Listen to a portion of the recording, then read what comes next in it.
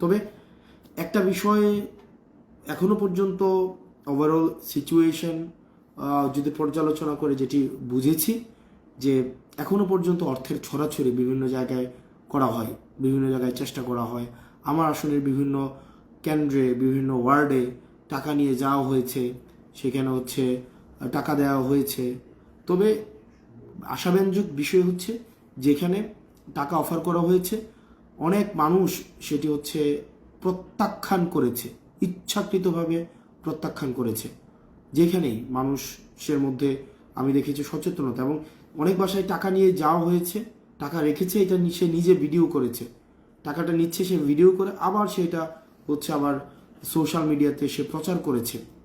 তো সাধারণ জনগণের মধ্যে, আমাদের মধ্যে যারা ভোটার আছে তাদের মধ্যে সচেতনতা তৈরি হয়েছে। ভোটাররা এখন বর্তমানে কাদেরকে ভোট দিতে হবে বা না হবে সেটা তার ব্যক্তিগত সিদ্ধান্ত নিয়ে দেওয়ার একটা প্রবণতা তৈরি হয়েছে।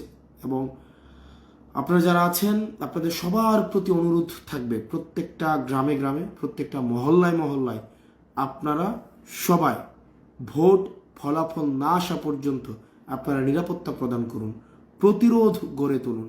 যারা অর্থ নিয়ে আসবে, যারা হচ্ছে পেশি শক্তি নিয়ে মাঠে আসবে, যারা ভয় দেখাতে চাইবে তাদেরকে প্রতিরোধ করে তুলুন আপনারা সামাজিকভাবে। আমরা যেভাবে 5ই অগস্টের পরে আমরা সবাই একসাথে মিলে মসজিদ মন্দিরগুলো আমরা পাহারা দিয়েছি, আমরা অমুসলিমদের নিরাপত্তা আমরা নিশ্চিত করেছি, আমরা যেন কোনো ধন সম্পদ লুট না হয় সেটি আমরা নিশ্চিত করেছি। ঠিক একইভাবে আপনারা প্রত্যেকটা ওয়ার্ডে ওয়ার্ডে, প্রত্যেকটা কেন্দ্রে আপনারা ছোট ছোট আপনারা 5-10 জন 15 জনের হচ্ছে আপনারা কমিটি করে সেগুলোকে আপনারা নিরাপত্তা দেন।